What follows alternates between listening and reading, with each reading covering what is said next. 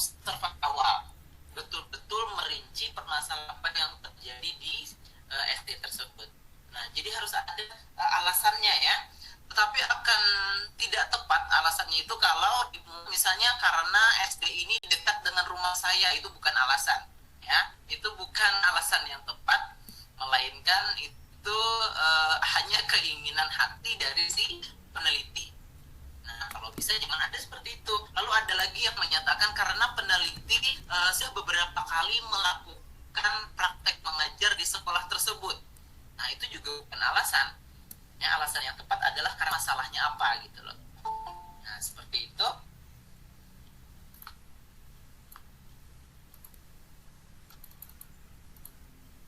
Oke, selanjutnya kita masuk pada faktor yang diteliti. Faktor yang diteliti ini secara reguler atau secara umum yang dulu dilakukan adalah hanya 3. Aktivitas guru, aktivitas siswa, dan hasil belajar. Kalau nantinya nambah seperti punya teman kita Dea tadi, ada menyelesaikan masalah dan minat belajar, maka di nomor 2 ini dilanjutkan nomor 3-nya adalah menyelesaikan masalah dulu. Kemudian nomor 4-nya adalah minat belajar. Dan yang terakhir nomor 5-nya baru hasil belajar. Nah, ini yang akan diteliti. Itu sesuai dengan judul masing-masing ya. Kita akan bahas satu persatu. Nah, mudah-mudahan kelihatan di sini.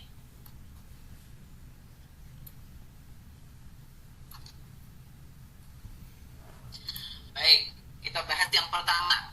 Langkah pertama yang harus dilakukan dalam menentukan aktivitas guru adalah kita melihat kembali bagaimana langkah-langkah pembelajaran yang sudah disusun di dalam di dalam rencana pemecahan masalah. Nah, lihat kembali di rencana pemecahan masalah, langkah pembelajaran yang sudah disusun bagaimana. Anda masukkan misalnya dalam satu file Word, lalu Anda analisis. Apakah langkah-langkah tersebut dapat dinilai atau tidak? Contoh untuk bisa menentukan dapat dinilai atau tidak, lihat contoh berikut. Nah, misalnya langkah pertama, ini adalah model pembelajarannya inquiry dipadukan dengan Safi ditambah lagi dengan TGT. Nah, ada 3 model tersebut dalam langkah pembelajaran yang berjumlah 13 ini. Yang pertama, langkahnya guru menunjuk gambar yang berhubungan dengan materi yang akan dipelajari, kemudian meminta siswa untuk mengamati gambar tersebut dengan seksama. Saya perbesar.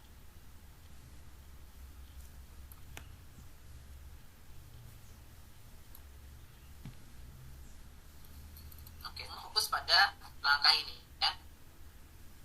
Nah, jadi langkah tersebut dianalisis. Kira-kira kegiatan yang dilakukan guru di sana apa yang bisa dinilai? Kita sambil membayangkan pada saat itu kita akan menunjukkan gambar, lalu kita akan mengarahkan siswa untuk mengamati gambar. Setelah mengamati gambar, siswa itu tentunya harus mencatat hal-hal penting apa yang ada di dalam gambar. Nah, oleh karenanya ada beberapa hal yang bisa dinilai. Yang pertama, nantinya ketika menunjukkan gambar, apakah gambarnya sesuai dengan topik atau tidak? 1 poinnya. Nah, poin 1 ya untuk guru. Kalau misalnya lagi yang kedua, ketika memberikan ilustrasi gambar, ketika menunjukkan gambar, apakah guru memberikan ilustrasi bercerita misalnya dengan memberikan arahan ini gambar yang menunjukkan kegiatan apa misalnya. Ya, jadi artinya ada ilustrasi di situ, bukan hanya sekedar menunjukkan gambar. Kan lucu ya kalau misalnya anak-anak sekarang Bapak akan menayangkan gambar, silahkan amati gambar ini. Anak-anak bingung apa yang diamati gitu loh. Nah, jadi untuk membuatnya lebih terang, lebih membuat anak tidak bingung gitu ya, atau memperjelas apa yang akan dilakukan, maka diberikanlah ilustrasi. Nah, apakah guru memberikan ilustrasi dari gambar tersebut atau tidak? Lalu ketika memberikan ilustrasi, apakah menggunakan bahasa yang mudah dimengerti atau bahasa mahasiswa? Nah, jadi ini perlu diamati juga. Ini perlu jadi satu penilaian. Ya. Kemudian berikutnya, ketika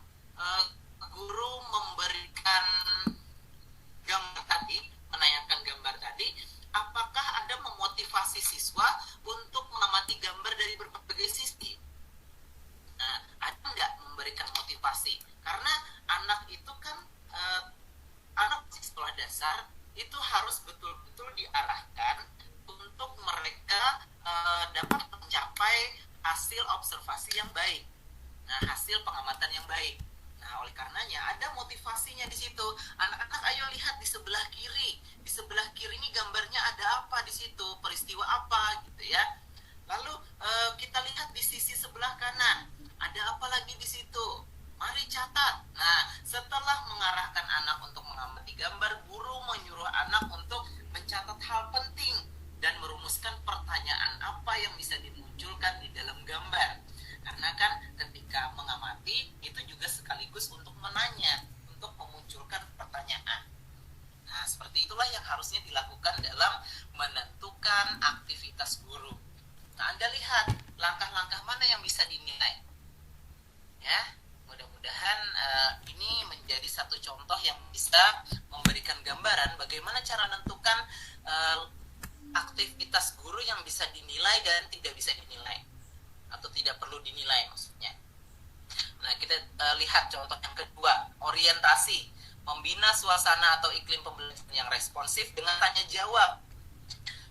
Ketika kita membayangkan kegiatan orientasi itu, di situ ada guru nantinya membina suasana yang responsif atau meminta respon anak. Lalu ada tanya jawab. Nah, kira-kira apa yang harus dinilai dari guru? Yang pertama, apakah guru itu memberikan pertanyaan seputar permasalahan? Nah, kira-kira apa yang terjadi di gambar ini? Tuh ya, apa yang terjadi di gambar ini? Apalagi yang terjadi di sisi sebelah kiri misalnya. Nah, lalu anak akan bertanya jawab. Lalu guru memberikan arahan kepada siswa untuk memberikan masukannya tentang pertanyaan apa yang sudah disusun. Nah, itu.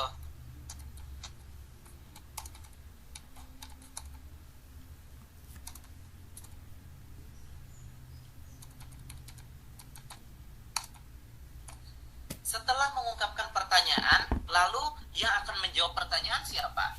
Kembali siswa kan? Setelah ada memunculkan pertanyaan, guru juga memberikan kesempatan kepada siswa untuk menjawab pertanyaan itu. Nah, supaya siswa itu kebagian, maka guru harus memberikan kesempatan yang merata kepada siswa. Nah, itu juga bisa dinilai. Kalau guru memberikan kesempatan kepada siswa itu hanya setengah-setengah, maka akan kurang poinnya. Nah, kenapa hal ini penting? Karena anak sekolah dasar itu kalau mau ditingkatkan seluruhnya aktivitas anak, maka semuanya juga harus mendapatkan porsi yang sama. Jangan pilih kasih gitu ya. Nah, kemudian apakah guru memberikan arahan untuk menjawab dengan tepat? Ada nggak kira-kira guru memberikan jawabannya itu ke arah mana gitu loh, memberikan kisi-kisinya atau clue-nya ketika anak merasa bingung.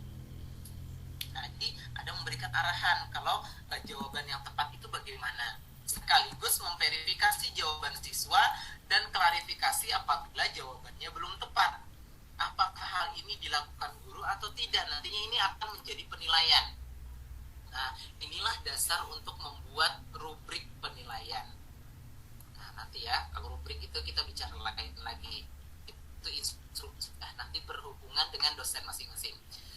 Oke, jadi inilah cara untuk menentukan bahwa kegiatan tersebut dapat dinilai. Nah, kemudian selanjutnya ada membagi siswa ke dalam kelompok dengan jumlah anggota 4-5 orang. Kira-kira ini perlu dinilai nggak? Nah, bagian ini tidak saya tandai karena ada muncul polemik juga di sini. Polemik yang pertama adalah menyatakan bahwa kegiatan ini tidak bisa dinilai. Kenapa? Karena ketika membagi kelompok itu kan ada kriterianya. Yang pertama harus heterogen, kemudian kelompoknya harus berdasarkan prestasi, boleh ngumpul anak dengan prestasi yang sama di situ, tetapi dibagi-bagi. Ada prestasi yang tinggi, ada yang sedang, ada yang rendah. Jadi mereka bisa saling mengajari. Kemudian berdasarkan jenis kelamin, kemudian juga anak di daftar nama untuk kelompok itu harus sudah disiapkan. Karena semua sudah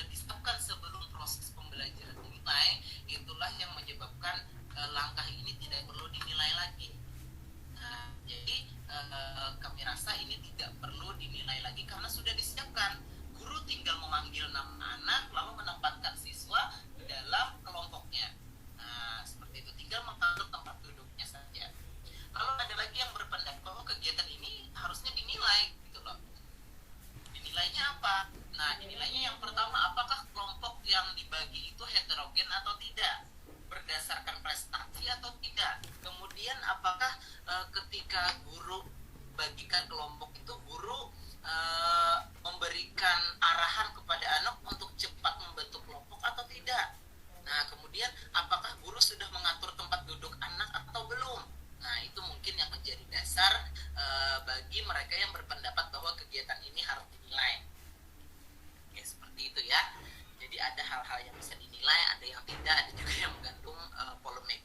Nah, kalau dalam merumuskan masalah, kemudian merumuskan hipotesis, melakukan kegiatan yang melibatkan indera, gerak, dan fisik, ini tentunya harus dinilai. Karena akan banyak kegiatan yang dapat dilaksanakan guru di situ. Nah, jadi seperti itulah cara untuk menentukan aktivitas guru. Nah, dari 13 langkah ini, ada 2 yang tidak perlu dinilai. Membagi siswa dalam kelompok dengan memberikan penghargaan. Karena kalau hanya memberikan penghargaan, kami rasa tidak perlu dinilai. Karena kan hanya memberikan hadiah mungkin atau bintang kepada anak-anak yang memiliki skor tertinggi. Nah, seperti itu. Jadi dari 13 langkah ada 11 langkah yang bisa dinilai. Lalu 11 langkah tersebut ditandai dan dipisahkan dari langkah-langkah pembelajaran. Oleh karenanya bisa kita lihat di slide berikutnya. Nah, ini menghasilkan rumusan 11 aktivitas guru.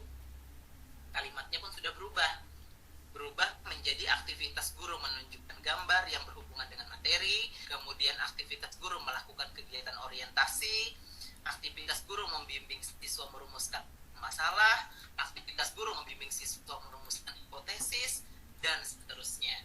Nanti teman-teman bisa dibaca sendiri ya. Jadi inilah rumusan aktivitas guru yang diperoleh dari langkah-langkah pembelajaran tadi. Memang patokannya adalah langkah pembelajaran. Nah, sampai di sini ada yang ditanyakan? Silakan jika ada yang ingin ditanyakan. Itu baru aktivitas guru. Sebelum kita lanjut kepada aktivitas siswa, saya mau tanya dong kepada teman-teman kita yang ada di sini. Saya mau tanya kepada Devi Auli Sati, bisa mic-nya? Devi, ya, oke Devi, langkah pembelajaran punya kamu ada berapa? Langkah pembelajaran yang sudah ditutup di dalam rencana pemecahan masalah. Ada, sebentar Pak, lupa. Ada berapa? 10, 11, 12?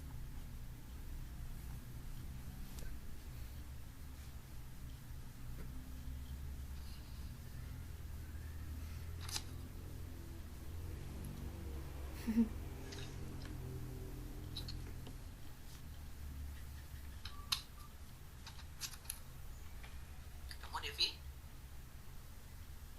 Bentar. Saya mau tanya juga kepada Ayu. Devi ada berapa? Itu Radina. Setelah ini Ayu ya. Devi ada berapa?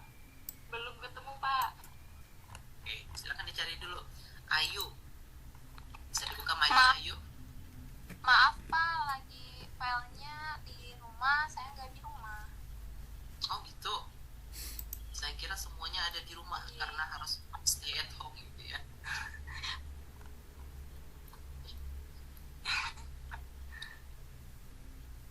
Ketemu Devi? Belum Pak. Pecahan masalah itu ada di bab berapa?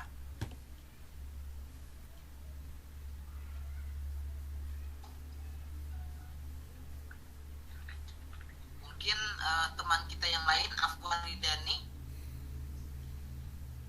Afwan bisa buka mic-nya dulu.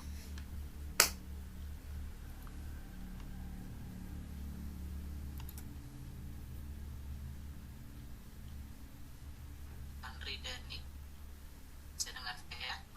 Ya Pak. Oke, langkah pembelajaran Instagram punya Afwan ada berapa? Tunggu dulu, Pak.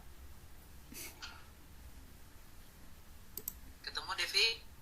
Belum, Mbak. Belum bikin, Pak. Emang di mana filenya? Jangan sampai lupa naruh filenya ya. Nanti pada saat mau ngumpul filenya nggak ada gimana?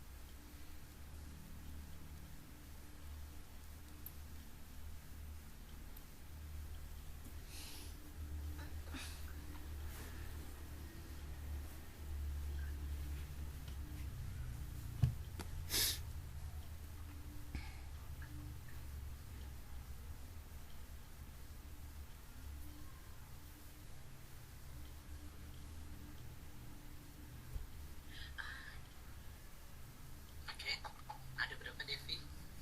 Belum ada, Pak.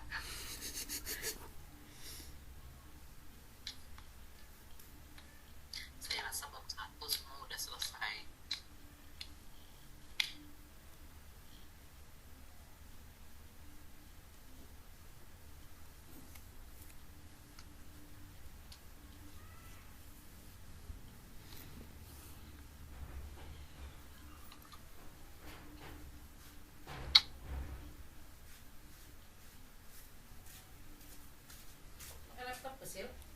Kenapa? Sumat Oke, kuliah. sembari Devi mencari langkah-langkah pembelajarannya, saya akan teruskan dulu bagaimana cara menentukan aktivitas siswa atau faktor aktivitas siswa. Nah, jadi sama halnya dengan kegiatan yang pertama tadi di aktivitas guru, kita susun dulu langkah-langkah pembelajaran, kemudian kita tandai di mana kegiatan-kegiatan yang melibatkan aktivitas siswa, yang mana langkah-langkah yang di dalamnya siswa terlibat gitu loh. Nah, yang pertama, ketika guru menunjukkan gambar, tentunya di sini yang akan diarahkan kan siswa. Nah, jadi siswanya ini juga harus dinilai.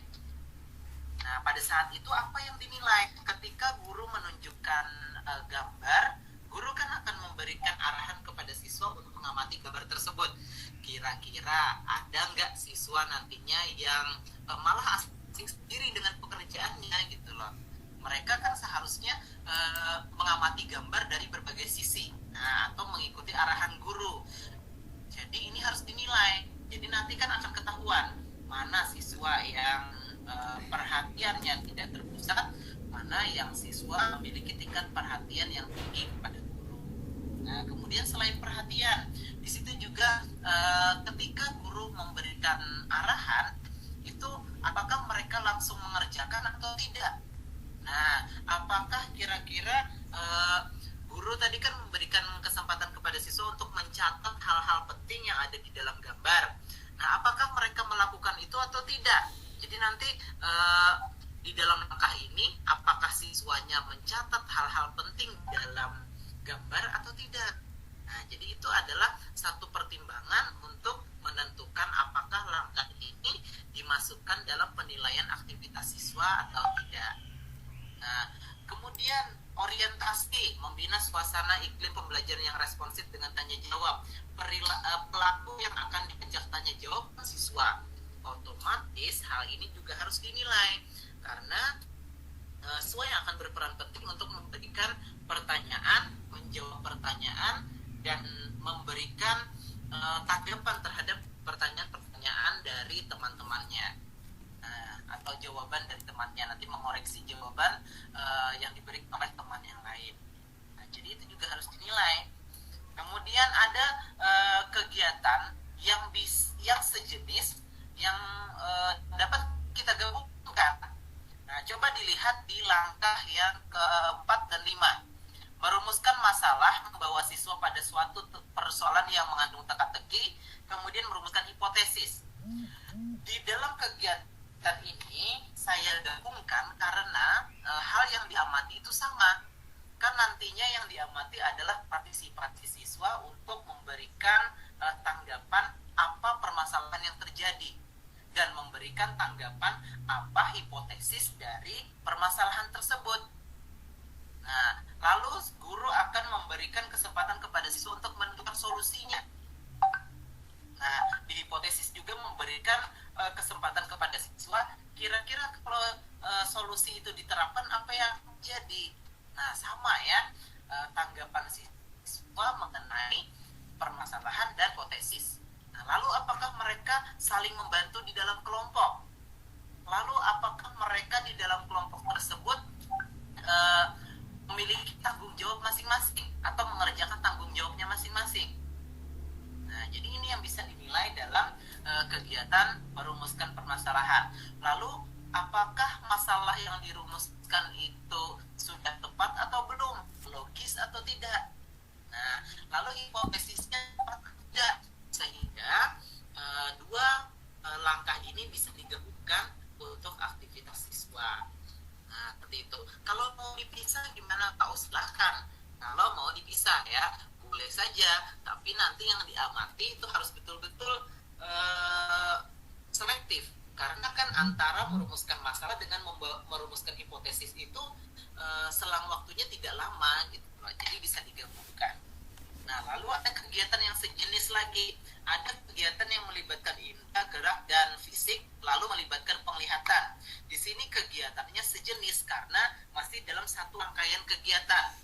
Ada kegiatan bergeraknya nantinya. Ada kegiatan yang melibatkan penglihatannya. Ada di situ kegiatan sambil belajar, sambil bermainnya. Lalu yang diukur apa? Yang pertama pasti yang diukur adalah partisipasinya. Kemudian yang kedua yang diukur adalah kerjasamanya di dalam kelompok. Kemudian yang berikutnya adalah tanggung jawab mereka. Kemudian yang diukur lagi apakah mereka melakukan kegiatan sesuai prosedur atau tidak. Nah, itulah yang bisa dinilai dari aktivitas ini. Karena yang dinilai itu sama atau sejenis, maka bisa digabungkan. Nah, itu. Lalu sama lagi di mengumpulkan data dan menguji hipotesis. Ini kan satu rangkaian di dalam kelompok. Nah, jadi mengamati siswa itu bisa digabungkan lagi. Ketika dia mengumpulkan data di dalam kelompok, apakah dia mengerjakan tugasnya dengan tanggung jawab atau tidak? Lalu apakah data yang dikumpulkan itu tepat atau tidak, logis atau tidak, gitu ya? Apakah siswa memiliki rasa ingin tahu yang tinggi atau tidak? Dengan dapat dilihat dari antusias mereka dalam mengumpulkan data. Nah, kemudian apakah hipotesis yang diberikan di awal tadi sudah tepat atau belum? Nah, ini kan waktunya untuk menguji hipotesis. Lalu apakah mereka saling membantu di dalam kelompok atau tidak? Lalu apakah mereka saling melengkapi jawaban atau tidak? Nah, di sini banyak yang perlu dinilai dari siswa, tetapi dari satu rangkaian yang sama. Kalau mau dipisah gimana kau? Silahkan kalau mau ya, tetapi akan banyak membutuhkan banyak perhatian dari guru, karena antara mengumpulkan data dan menguji hipotesis ini juga dalam satu rangkaian, sehingga kalau mengamatinya itu satu-satu kadang memerlukan tenaga yang ekstra. Misalkan saja di dalam kelas itu ada 6 kelompok, Anda harus berkeliling ke 6 kelompok itu untuk melihat bagaimana kondisi mereka ketika mengumpulkan data dan juga ketika menguji hipotesis. Nah, seperti itulah kondisinya ya ketika nanti penelitian. Lalu ada merumuskan kesimpulan dan presentasi, ini kegiatan yang berbeda. Kalau tadi kegiatan di dalam kelompok untuk diskusi, kalau ini kegiatannya presentasi. Lalu ada games dan turnamen. Kak, bukannya sama antara games dan turnamen? Yang namanya TGT itu games dan turnamen itu berbeda. Games itu permainan yang ditentukan sendiri oleh guru. Kalau turnamen itu adalah kegiatan yang sudah dirancang dengan pola mempertemukan siswa dengan kemampuan yang sama dalam satu kompetisi. Nah, menjawab satu soal, tapi yang diadu adalah mereka yang memiliki tingkat kemampuan yang sama. Nah, itulah yang disebut sebagai kompetisi atau turnamen. Nah, kalau memberikan bakat tadi tidak perlu dinilai, di sini tidak perlu ditandai. Lalu dihitung berapa aktivitas siswanya. Ada 1, 2, 3, 4, 5, 6, 7, dan 8. Oke, ada 8, lalu rumusannya diubah menjadi seperti ini. Nah, ini adalah rumusan aktivitas siswa. Aktivitas siswa mengamati gambar, aktivitas siswa mengajukan pertanyaan, lalu aktivitas siswa memberikan masukan dalam merumuskan masalah dan hipotesis, lalu aktivitas siswa terlibat dalam kegiatan-kegiatan tadi, aktivitas siswa diskusi di dalam kelompok, dan seterusnya sampai turnamen. Nah, maka dihasilkanlah rumusan aktivitas itu ada 8.